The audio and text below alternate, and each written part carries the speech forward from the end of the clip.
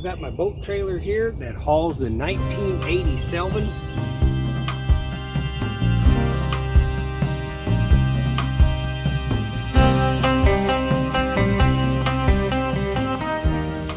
And I noticed recently, last couple trips, I blew a bulb in one of my tail lights, and sure enough, the last trip I went on, right at the end of it, I was finishing up the wrap on the video, and I noticed I blew a bulb on the other side. To replace these lights right here cost about $12 to $15, something in that range right there. Might even see them for $7 or $8 in some of the stores. Rather than to do that, that's right, I'm gonna go LED.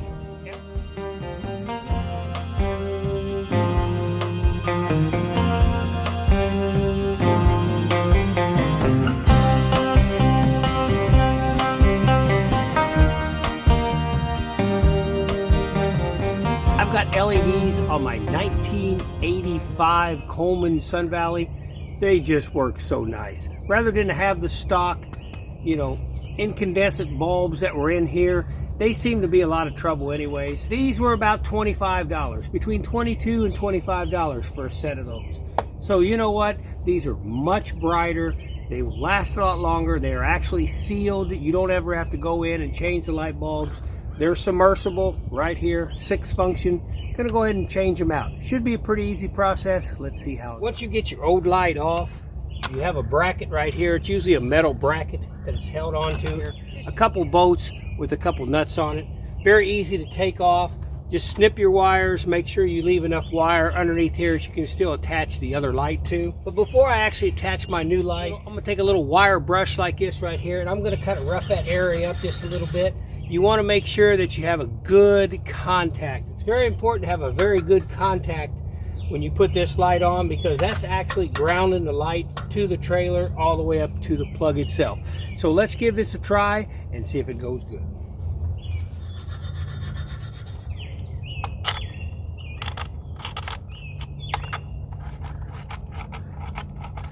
Doing something like this is definitely not in my wheelhouse, so to speak.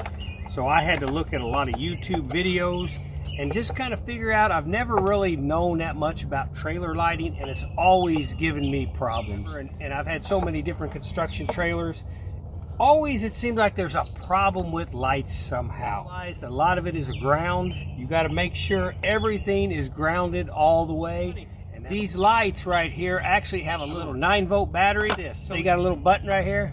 There you go. You can actually see what you're getting. That's pretty cool. I like that.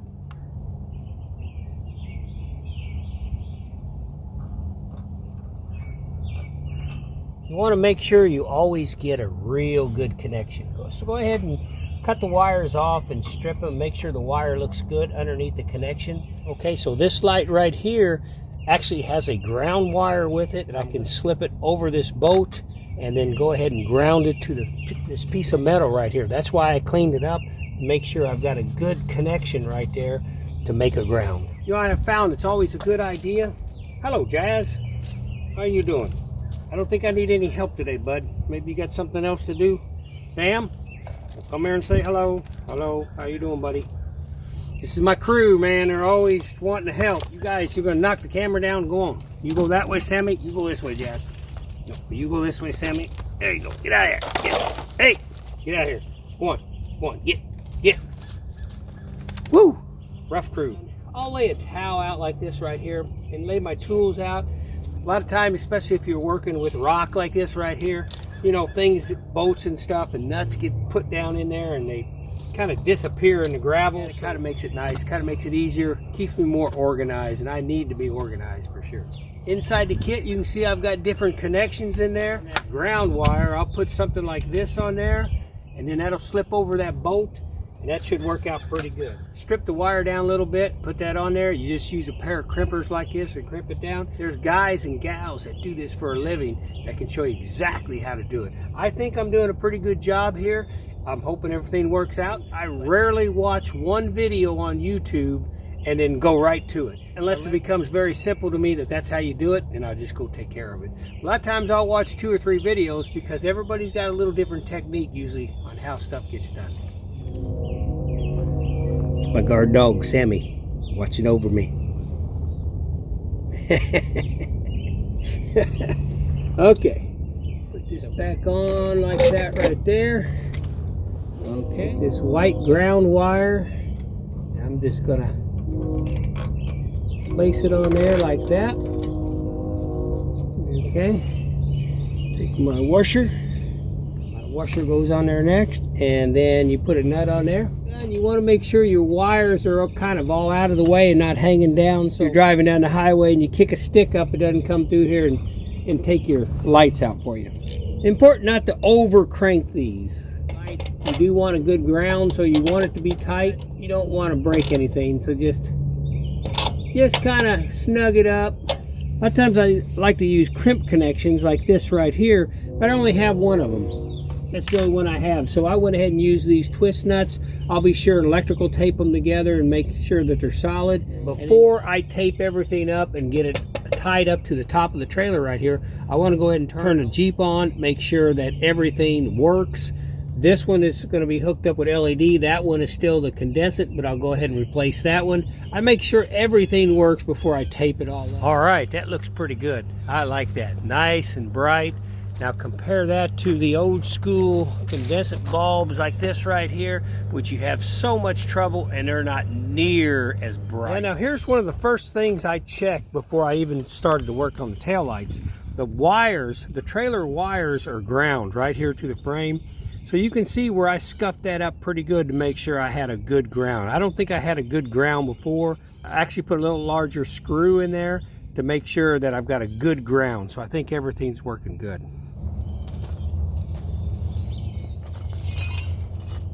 For this job, really, I've used sandpaper, wire strippers, a ratchet, 7/16 socket. So I didn't need all these tools, but I'll go in there and I just grab a bunch of tools, what I think is going to work, come out here, just sitting here. So don't freak out and think you need a whole bunch of tools to do this job.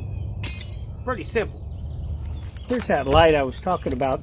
The one I'm going to put on the left side is a submergible 7-function rear light. And that extra function is for the LED license plate light at the bottom. Always a good idea when you go to the store, if you're going to buy a set of lights, unless you have a lot of electrical tape, just go ahead and buy you a new thing, electrical tape. They usually have it sitting right there in the same section. On the actual back of the light, it says yellow, stop and turn. Tail light is the brown one. They're pretty nice because they're sealed. See how that's sealed right there? So that won't let any water in here, so water won't get to the LEDs, especially in my younger days. You know, stuff like this would drive me crazy. I just would never take the time to learn how to do it.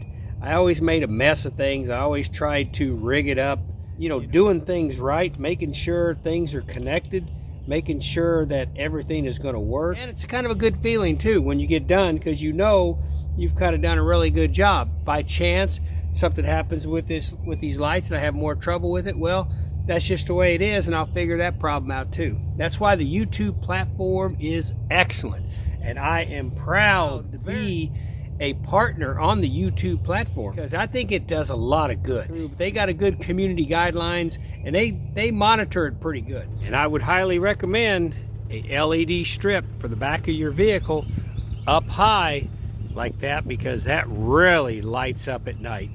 There it is with the right turn signal. Emergency flashers. One of the best parts is the brake lights. Super, super bright. When it comes to interstate travel, keep that in mind. You got to be seen. When I drive the Jeep Liberty and the Selvin down the interstate, I usually do about 62 miles an hour, 62 to 65. Especially like real early in the morning at 4:30, 5:30 in the morning. Man, people are flying. I know they're doing probably 80, 85, 90 miles an hour, and probably during the daytime too. Big semis pass me going, you know, every bit of 75. You want to be seen. You want to make sure somebody is well aware at a distance there's a slower vehicle coming up and I need to go ahead and get over now. I hope you have safe travels. Hey, if you're a fisherman or a fishing woman, I hope that you get out there and catch the big bass. Hey, weather's good. Pre-spawn is here. Check out my fishing videos. Woo! Last week was a good day for fishing. All right, so there we go. One on one side, one on the other. Or the license plate light is lit up, so cool. Oh, I like those right there. Those are nice. You can see the LED strip on the Jeep Liberty, still lit up real nice. If I wasn't filming and doing some things with my tripod and moving the camera around, I would say I could probably got that job done in less than an hour for sure. Maybe about 45 minutes, maybe 30 minutes. The reason I had to do that is because I blew a light bulb last time I went fishing, and I replaced it. It was like 4 o'clock in the morning. I replaced the light bulb. The next time I went fishing, the other light bulb had blown out. Stopped at a gas station, replaced it on the road. But the problem is when I replaced that other light bulb, my brake lights were stuck on. Not the brake lights on the vehicle, but the brake lights on the trailer. So that LED strip was on brake and my trailer lights were on brake. And it's like, man, what the heck is going on? So I went ahead and drove it home. The right back tail light on the trailer must have been bad, because when I started messing with the bulb, it was just kind of flashing on and off, and then it would stick on, and something went bad with that tail light. And because that went bad is why the rest of the tail lights were staying on the whole time. I don't totally understand it. Watching the videos on the YouTube platform, I had a lot of people say that anytime you have something go wrong with the wiring, a short, something's wrong with one of the tail lights, it'll like revert to keeping the brake lights on the whole time. So that gave me a clue where I was going. Fixed up. That was like a $50 fix. I got brand new LEDs on it. I'm ready to go. If you think I've given you enough information to try it on your own, go for it. Doesn't hurt to watch other videos. YouTube platform has a ton of videos out there. How to replace lights on your trailer, how to replace the wiring on your trailer, the whole gamut. All right, glad you came along. In a little short video right here. Here's another advantage of having LEDs. If you notice, when it flashes, it's instant. As soon as power hits it, they come on. With odor incandescents, what happens is they light up. It takes a half a second to kind of light up and then go away. Light up and go away. But these are just instantaneous, and I think they make for a better light, especially at night, to catch your attention. So I really like those. Those are nice and bright. I'll be talking to you on the next video. See you later.